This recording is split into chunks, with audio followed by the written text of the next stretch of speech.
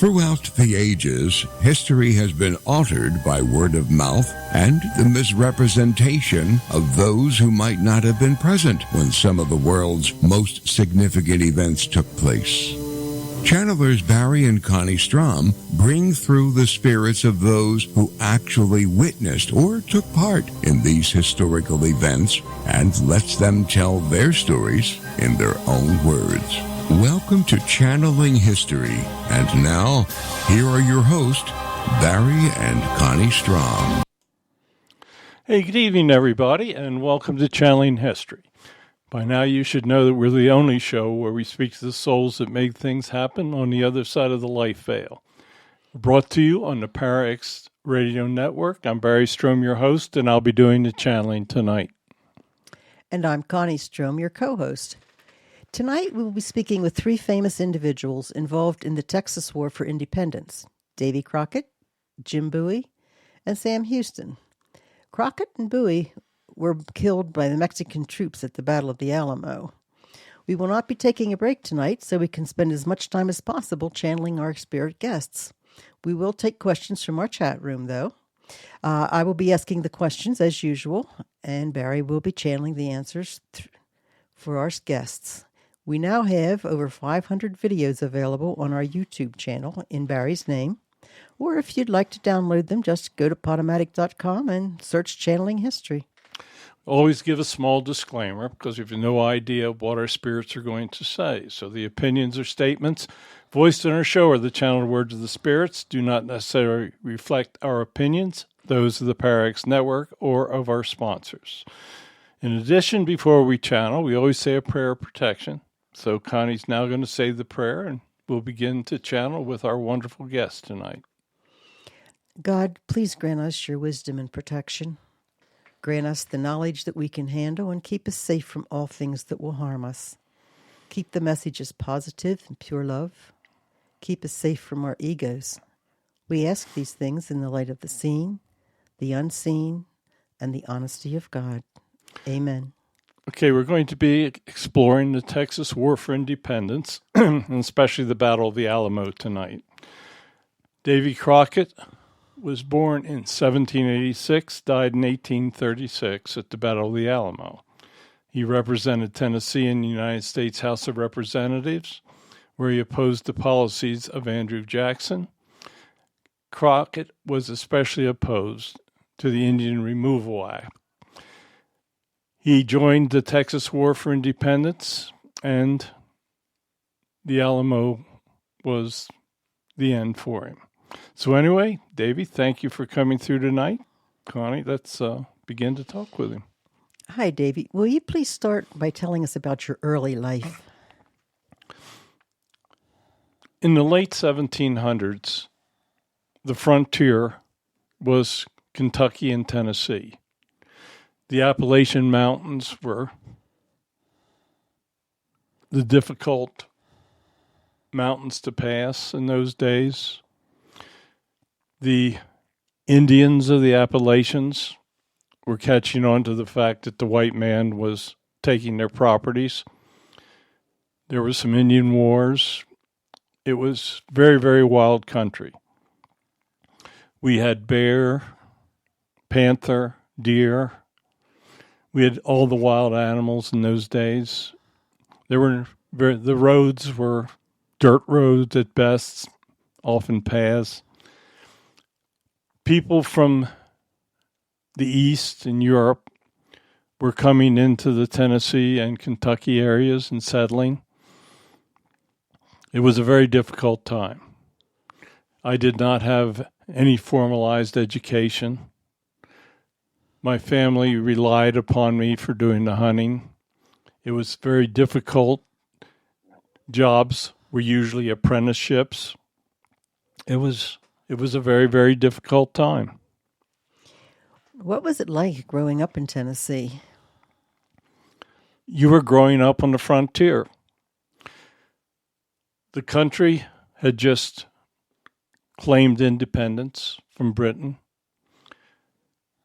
The Native Americans were trying to protect their way of life. The government was trying to move the Indians further west out of the way of development. The stories were starting to come in from the west. The Louisiana Purchase opened great amounts of area, incredible amounts of area. The Mexicans controlled the South. The area that is now Texas was under Mexican control.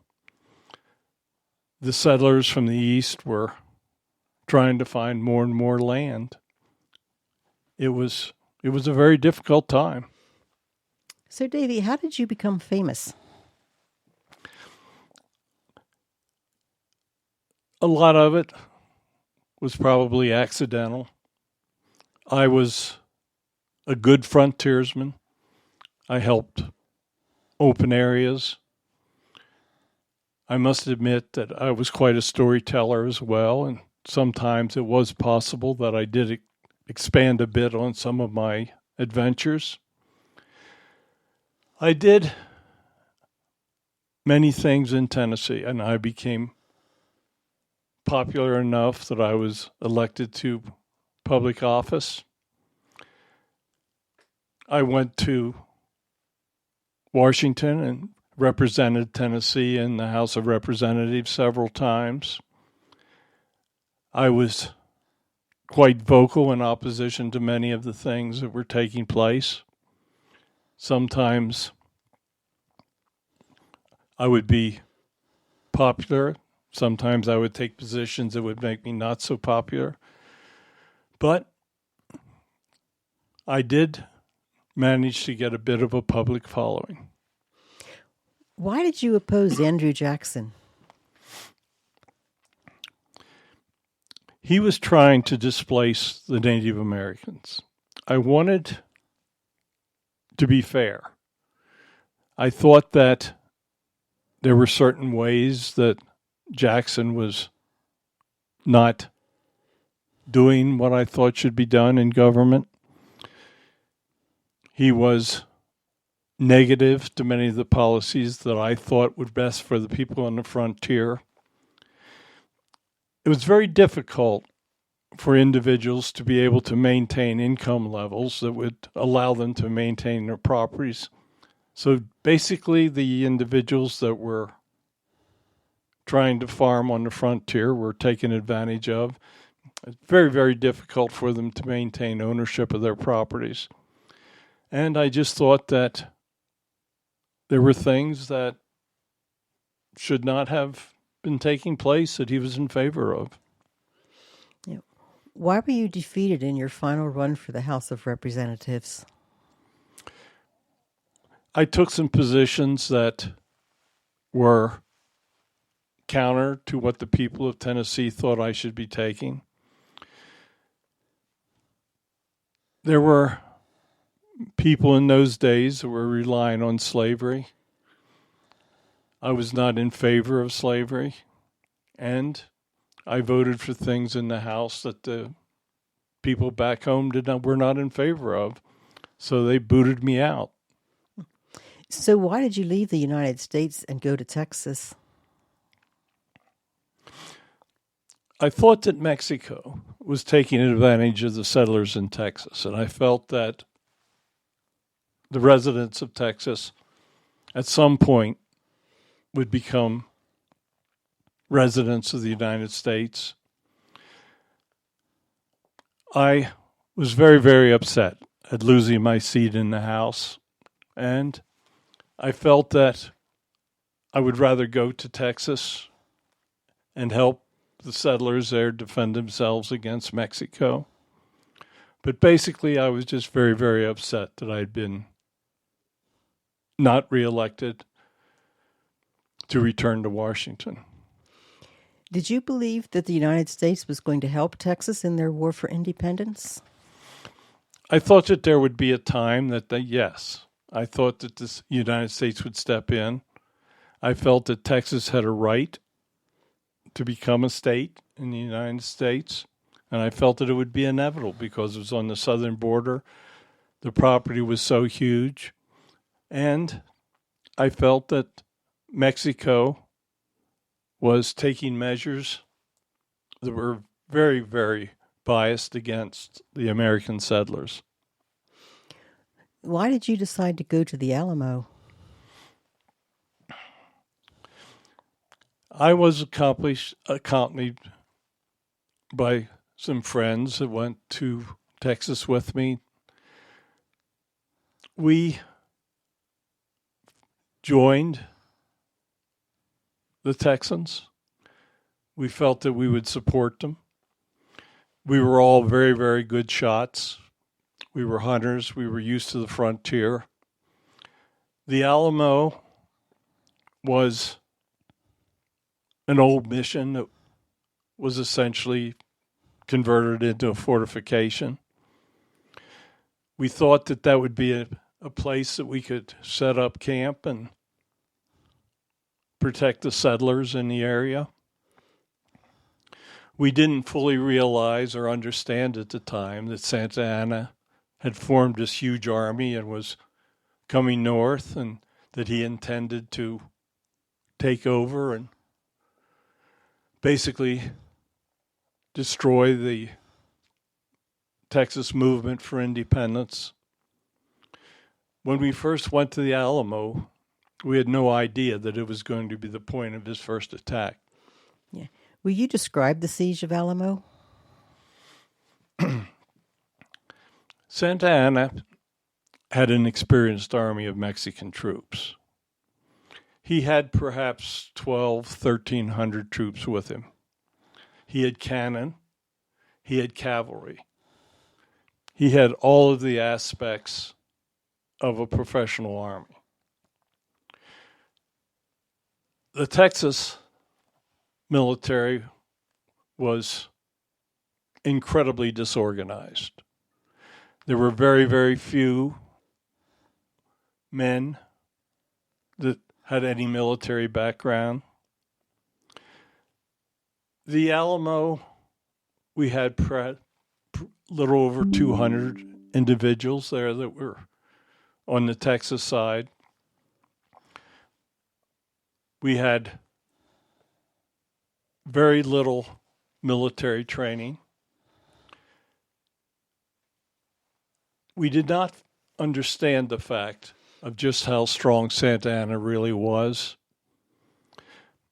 We had received a dispatch from Sam Houston, the individual supposedly in charge of all the Texan military. He recommended that we abandon the Alamo. He obviously had more information than we did. Jim Bowie was pretty much in charge of the operation, along with Travis. And they decided that they would much rather fight the Mexicans. I know they had no idea just how powerful they were. Santa Anna surrounded the Alamo. The siege went on for almost 2 weeks. We were more successful with our Kentucky long rifles. The Mexican army basically had smoothbore, but they had cannon. And they were systematically destroying the walls of the Alamo with their cannon. On the fateful morning, they began the attack before dawn. Santa Anna rushed us from all four sides, and we just simply couldn't hold them off. He did lose many of his soldiers. Estimates run as high as he lost perhaps 600. They stormed the walls, and he had flown the red flag, showing that there would be no prisoners, and he lived up to that.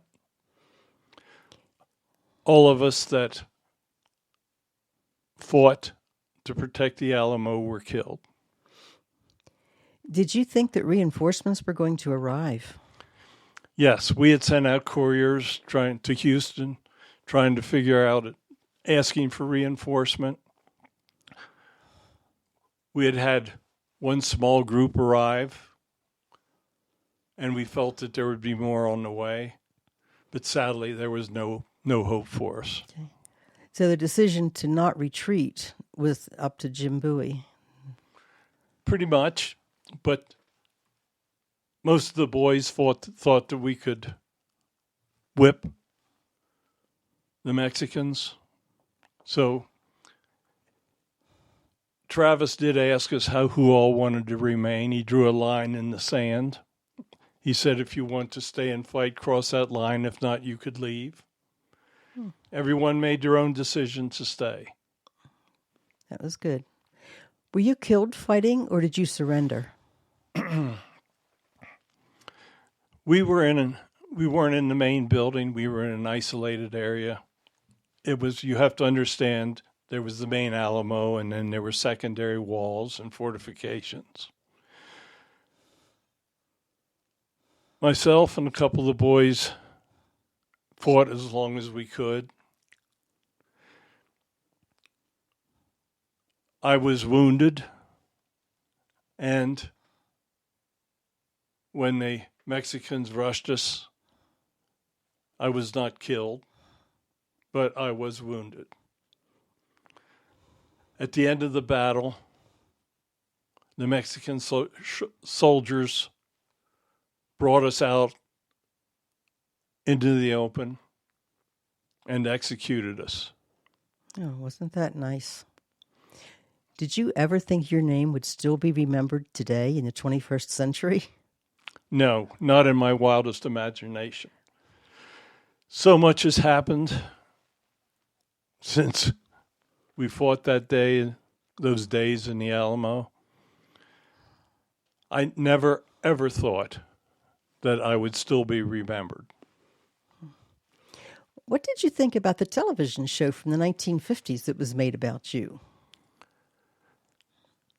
Well, I told a lot of lies about my life, but most of what the show was about definitely expanded on a few of them. I was shocked, first of all, when they started the show.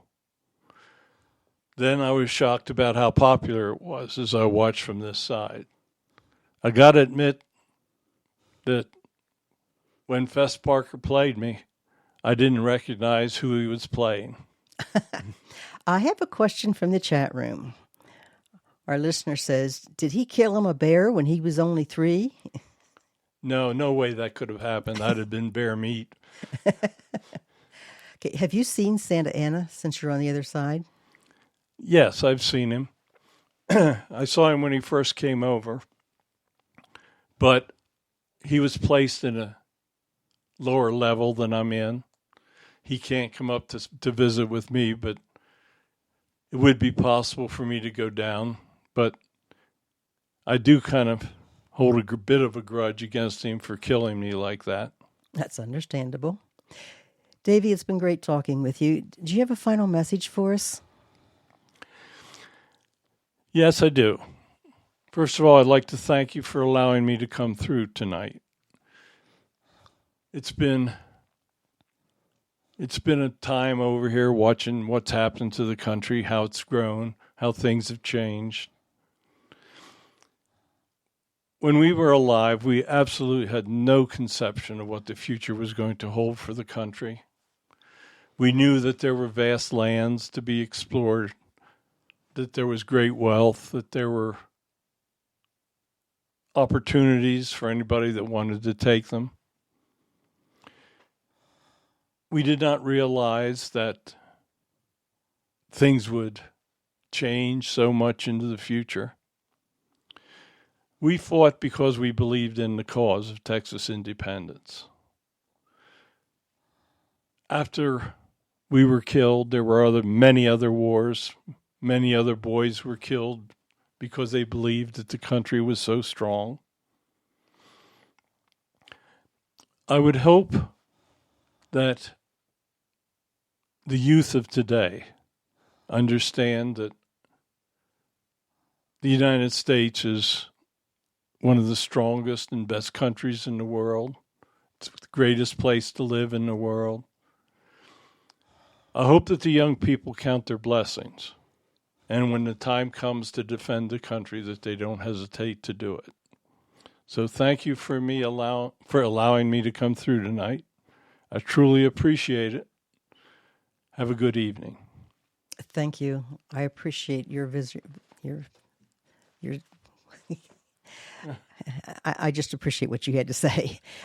Jim Bowie was born in 1796 and was killed at the Alamo in 1836. He spent most of his life in Louisiana, where he later worked as a land speculator. He moved to Texas in 1830, where he became a Mexican citizen. At the outbreak of the Texas Revolution, he joined the Texas militia. He commanded the Alamo until the illness left him bedridden. So, welcome, Jim. Would you like to tell us about your early life? It was very tough. I was living in Louisiana. My parents were poor. We did what we could to make a living. My parents had trouble owning properties. They would lose them. They would try other things to make a living. I would apprentice trying to help them hold on and make ends meet. I did many things. I tried to live as best I could.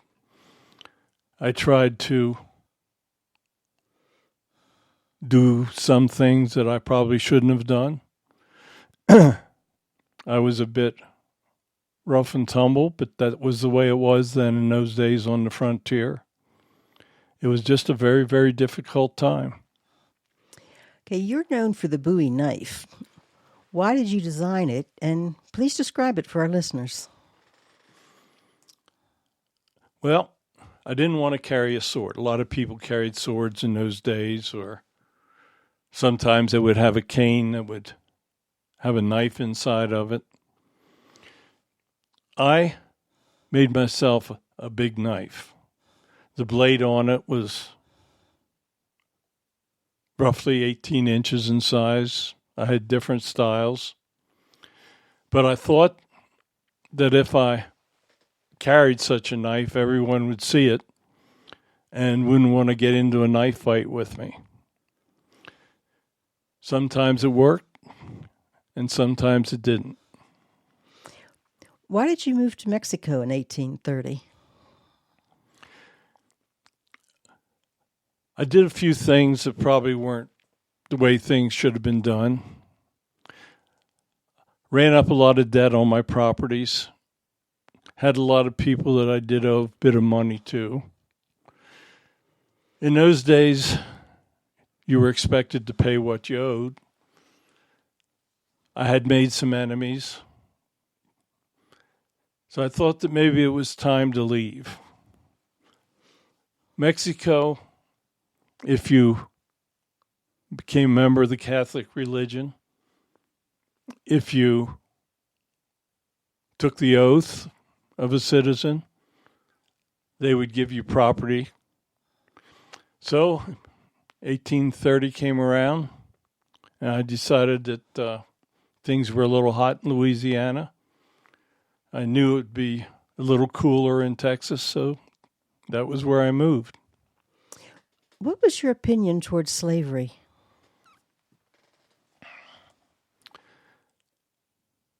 I was in favor of slavery, even though I would do things that would appear that I wasn't. Mexico had outlawed slavery before I moved in, but it was still legal in Louisiana and remained legal until the Civil War there.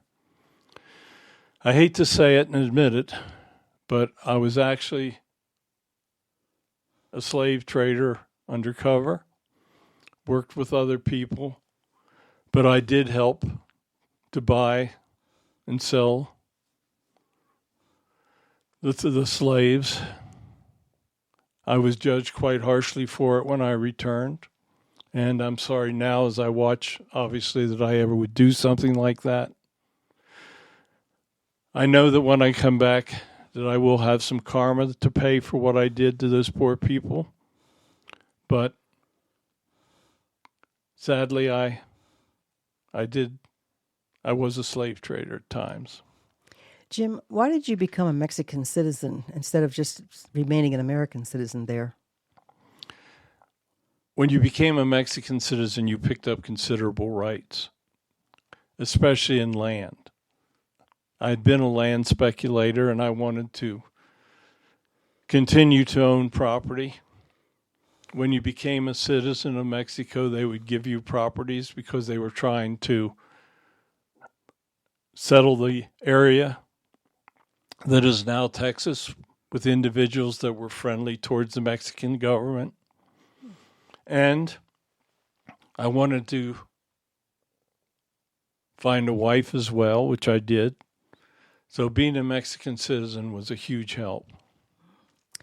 At the beginning of the Texas Revolution, you joined the Texas militia.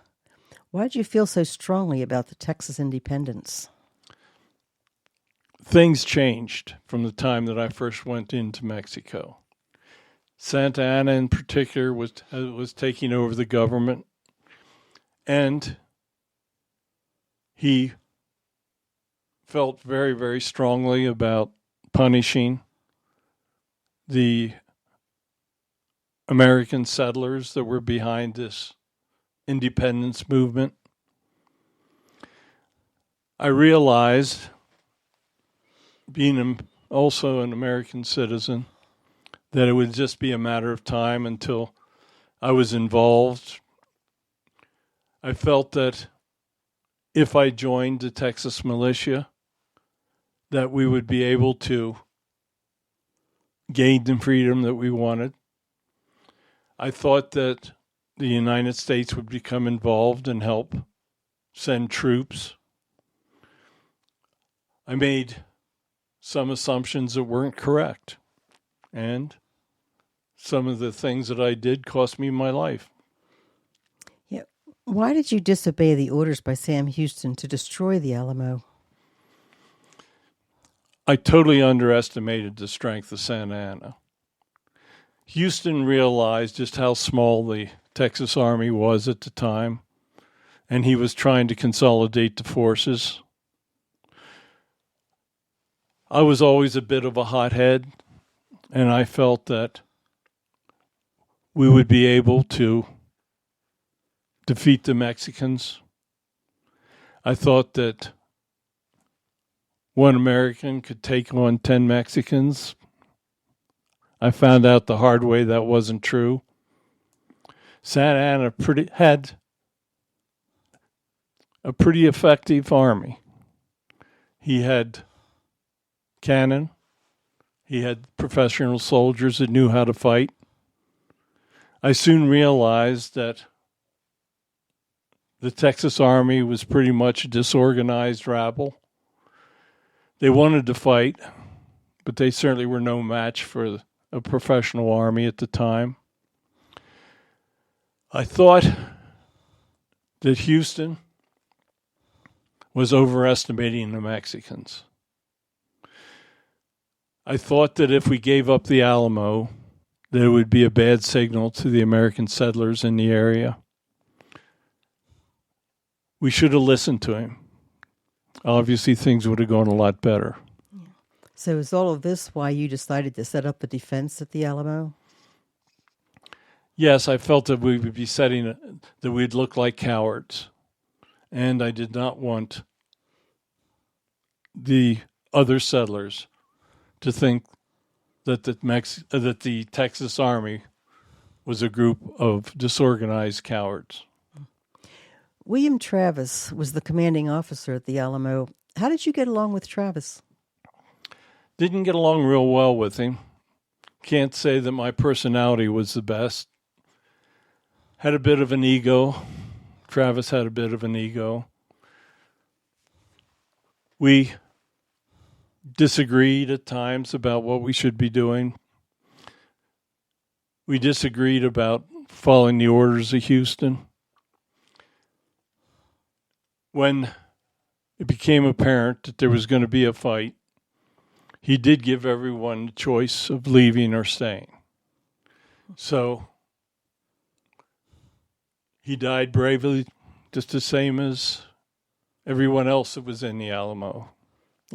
What was the illness that made you bedridden at the Alamo? I think that you could describe it as pneumonia. I had a high fever, cough.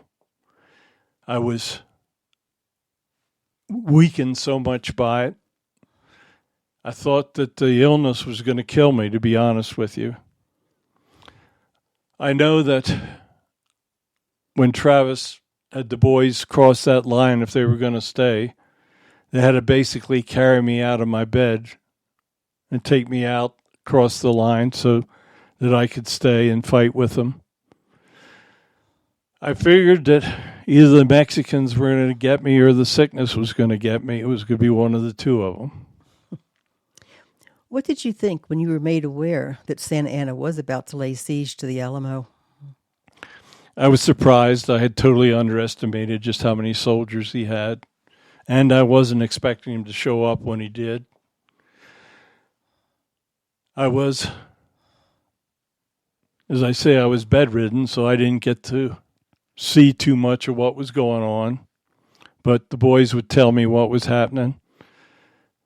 I was very surprised when he showed up with all those soldiers. Why didn't you abandon the Alamo when you had the chance? I never ran from a fight, got into a lot of trouble with it. Thought that I needed to stay with the boys, give them inspiration. Didn't want them to think I was a coward. In those days, everything came down to being a coward or not. A lot of common sense didn't apply. A lot of the boys were very bullheaded. But I just, as I was telling you, I was quite sick. Had a feeling that I wasn't going to get well from it. I saw a lot of people die from pneumonia during my time. And I figured I would rather go down fighting. What did you think when Santa Anna raised the red flag, which indicates taking no prisoners? We had heard bad things about him, and that just kind of was the icing on the cake, so to speak. Didn't really matter too much. I don't think any of the boys realized just how bad that was. But it was something that didn't surprise us. Tell us about the battle. Not much I can tell you. We went through the siege. I was still sick the whole time. I still had fever. Didn't see much of what was going on. I'd hear the cannonballs hit the building, hear the noise. I'd hear the sound of the boys' long rifles. I knew that as long as the Mexicans stayed a distance, that we would be in good shape. When I woke up the morning that they attacked, I realized that things weren't going to go well. I had the boys give me a rifle, a couple pistols, and I had my knife, and I was on the bed. I could hear the noise going on, the screams, the yells. I could hear people speaking Spanish getting closer and closer. When the first soldiers came through the doorway of my room, I killed 2 of them with the pistols. They were single shots, of course. They came charging with a bayonet. I tried to strike out with my knife, but obviously rifle with a bayonet's a lot longer than my knife was, and they killed me with a bayonet. How long did the battle last? I was around for maybe half an hour of it till they killed me. From the other side, I watched, and it was all over in less than an hour. Thank you so much for sharing with us this evening. Do you have a final message? Yes, I do. I want to thank you for allowing me to speak. I think many people don't truly understand just how brave the boys in the Alamo were. When they crossed that line that Travis drew on the ground, they knew that there was going to be a really difficult fight. I don't think they realized just how tough it was going to be. The Texans were very tough boys, but they underestimated the Mexican army. Santa Anna had well-trained troops.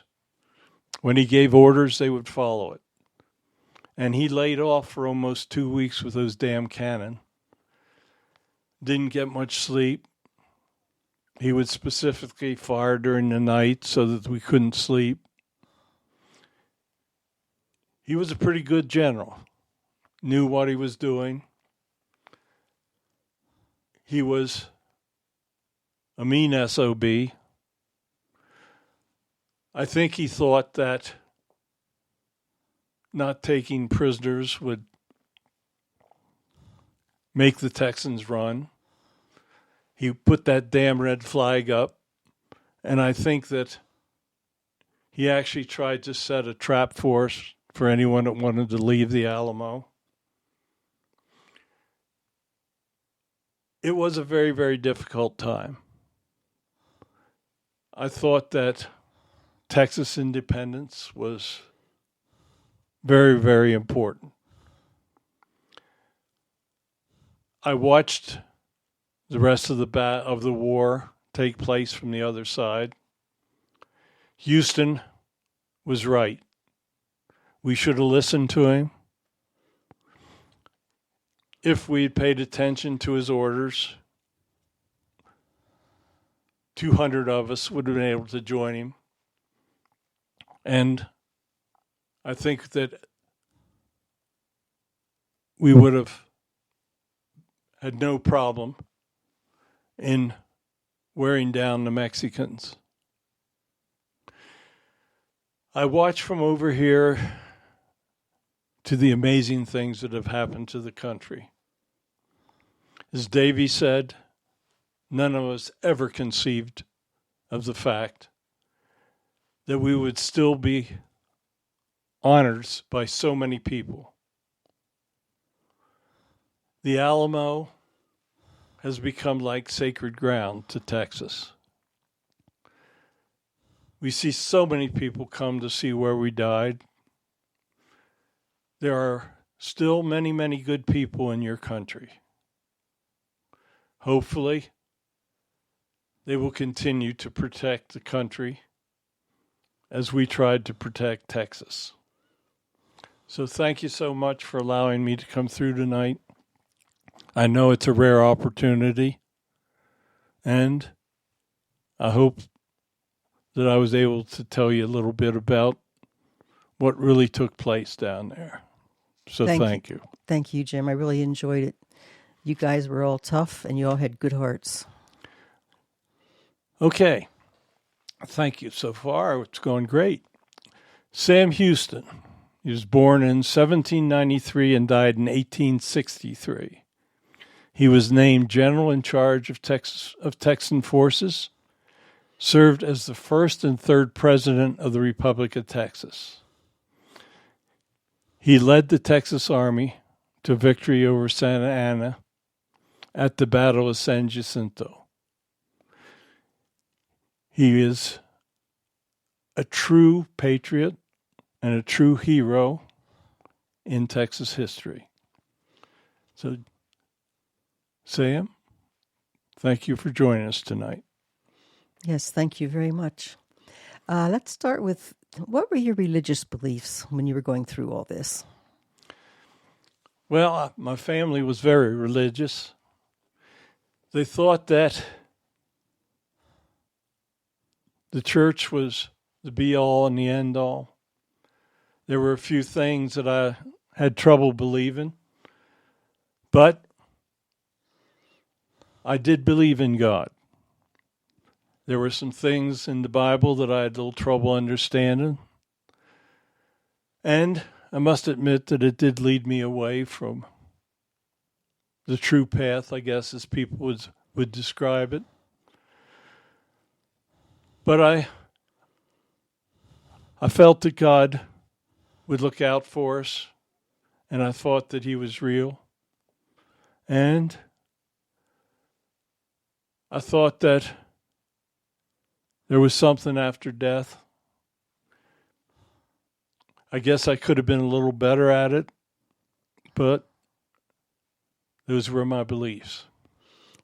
What was it like fighting in the War of 1812 against the British?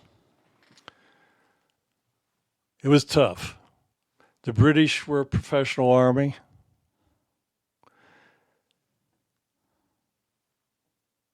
We were up against it with them. Andy Jackson was very tough general. I fought in one of the preliminary battles, got wounded 3 times. The boys, my friends, were taking bets that I was going to cash it in, but I managed to pull through. Had a musket ball on my shoulder for the rest of my life because of it. Missed out on the Battle of New Orleans because it took me quite a while to recover. But I think we showed the British once and for all that we could kick their ass if we needed to. And the general went on to great things in the government. Yeah. In 1814, you were fighting under Andrew Jackson against the Creek tribe of the Battle of Horseshoe Bend. How did that affect your opinion of Native Americans? I felt that Native Americans had a right to their lands. They were attacking the settlers, and we had to protect them. Horseshoe Bend was more of a massacre than a battle. I thought that the Native Americans should be treated fairly. I didn't like the fact that people lied to them all the time, broke the treaties. When they would try to protect themselves, we would almost annihilate them. So I felt that there was a lot of things that were done wrong against Native Americans. So what made you decide to move to Texas in 1832?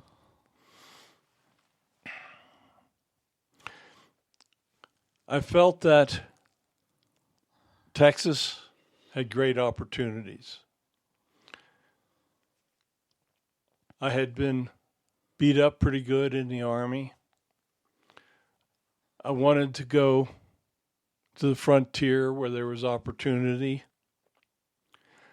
I felt that Texas offered that opportunity. I felt that it was inevitable that sometime Texas would become a state in the United States. It just seemed to me that it was a great place. I wanted to go there. There was properties available.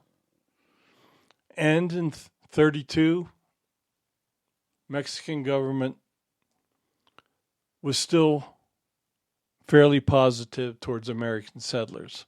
Yeah. What was it like to live under the Mexican rule? In the beginning, it wasn't bad. If you followed their directions, you had to join the Catholic Church, become a Mexican citizen, but they would give you properties and land.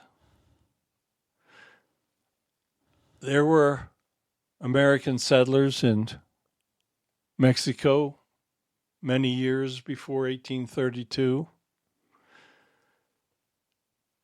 It was only when Santa Anna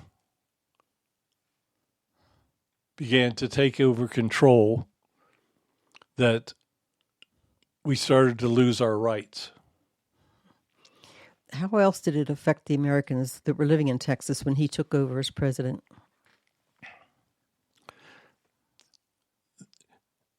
The government was starting to tax the American settlers, as making them hard to maintain their properties. They were starting to take away certain rights that citizens had in Mexico. The American settlers were a bit hot-headed and decided that the United States had gained freedom from Great Britain and that they could do it from Mexico as well. Santa Anna decided that he was going to basically take over the entire country of Mexico, which at that time was gigantic. Keep in mind that Mexico had the huge area of Texas, parts of Oklahoma. Santa Anna had it in his mind that he was going to take over and that things were going to change. In 1836, the Republic of Texas declared independence from Mexico, and you were appointed the commander-in-chief of the Texas Army. Will you describe the Texas Army for us? They were a rowdy bunch. They were undisciplined. Most of them were frontiersmen. They were good hunters, good shots. Many of them had not been living in Mexico for so long. Had a bit of a desire to drink a little bit too much. Basically, had a lot of free will among them. Many of them resented authority. I guess ragtag would probably be the best way to describe them in the beginning. Why did you send orders for Jim Bowie to destroy the Alamo and retreat? I had information that Santa Anna, with his large army, was marching north. And I knew that the Alamo was the only Texas fort at the time. I also knew that a couple hundred soldiers were not going to be able to hold off this professional army that was coming north. There were so few of us in the army at the time that I wanted them to abandon the fort and come north, and that we would consolidate our forces. I also knew they had had no military training, and I was trying to buy enough time to teach them how to soldier and how to understand military discipline. In those days, there was no rapid way to communicate. And by the time they got my orders, they had already understood that Santa Anna was coming. They got their blood up and decided that my idea of saving their lives was not the best. So why didn't you reinforce the Alamo? I didn't have enough soldiers. What few soldiers we had in the Army were split. I had maybe 300-400 at best that didn't know how to fight. We didn't have a really good cavalry that I could send down and do a rapid reinforcement. And I thought they were abandoning the Alamo. It wasn't until I got news that the fight had begun, and I knew then that it was too late. Yeah, what happened when you received that information that it had fallen, that all your soldiers were killed? I was sick. I thought that I was counting on the fact that those soldiers would be joining me so that we would have enough in combination to make a good show of ourselves against the Mexicans. I knew that many people thought that I was a coward by not sending reinforcements, but I also knew that we just simply could not afford to lose the entire Texas Army in their first battle. Yeah. What happened at Goliad? We had another couple hundred soldiers at Goliad. I also sent them an order that they were supposed to abandon and join me north. Santa Anna surprised them before they could fully break camp and get on the road. He surrounded them. His commanding officer negotiated a surrender of about 200 of the boys. As soon as they surrendered the next day, they marched all of the soldiers out and killed all 200 of them after they had surrendered. This was another group that we could not afford to lose. It seemed at the time that there was simply no way that we were going to be able to defeat the Mexican army. Tell us about the Battle of San Jacinto. We engaged with Santa Anna at San Jacinto. There were swamps in back of him. He made a tactical error and decided that he was going to break camp and that he would fight us fresh after his soldiers were rested in the morning. We snuck up on him and we attacked and we overran their positions and defeated them once and for all. So how did Santa Anna's policy of taking no prisoners affect the Battle of San Jacinto? The boys in the army had the same thing in mind. It turned into a massacre. They killed over 600 of Santa Anna's soldiers. We did finally get them to stop, and we did finally take some prisoners. But they were hell-bent on killing as many Mexicans as they could, and our orders were not going to stop them. Okay, you captured Santa Anna at the Battle of San Jacinto. How did you treat him as a captive? We wound up negotiating with him that we would turn him free as he was take all of his soldiers out of Mexico or out of Texas and return to Mexico with them. He agreed to do that, and that was how we ended the war. Okay, you were wounded at San Jacinto. Tell us about that wound, and how did that affect the rest of your life, sir? I had a bullet hit me in the ankle and damn near bled to death from it. Limped for the rest of my life. It was a very endangering wound. Yeah. What was your opinion concerning slavery? I had mixed opinions because there were times that I owned slaves myself. It was Texas. In Texas, slavery was legal. I did oppose slavery growing in other parts of the nation. Texas became a slave state, And when your Civil War came, they were a major contributor to the Confederacy.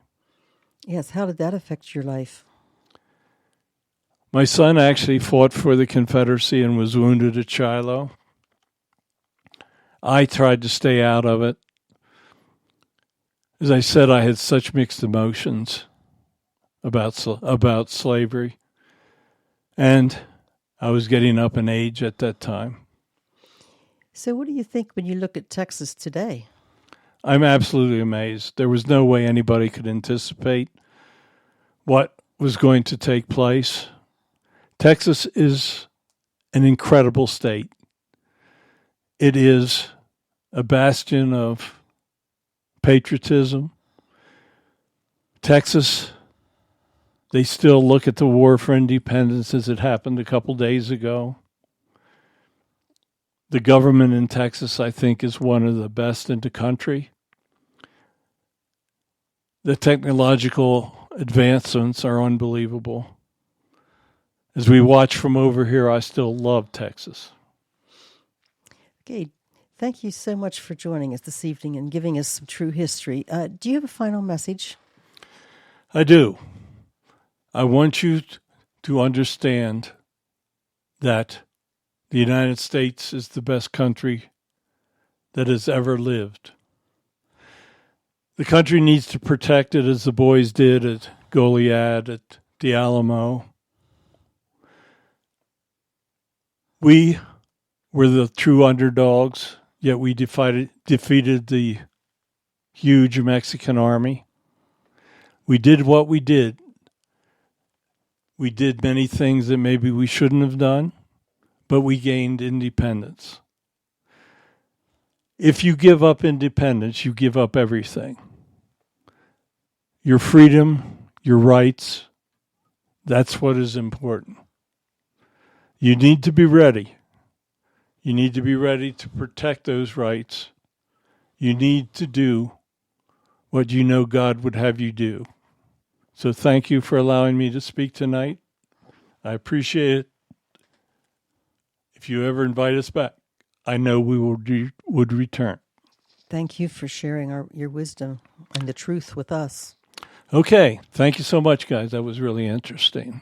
I didn't know that much about Texas independence myself. Next week, we're going to do a real change of pace. We're going to discuss the history of aliens on the planet Earth. Tell your friends about it. It's going to be a good one. We will have an alien spirit that we'll channel with. The guides are going to answer questions. It's going to be a very, very unusual show. Messages of God for a Modern World is my 8th book. It's available on Amazon in softcover and ebook. Consists of 60 channeled messages from Jesus. Signed copies are available only on my website, barrystrohm.com.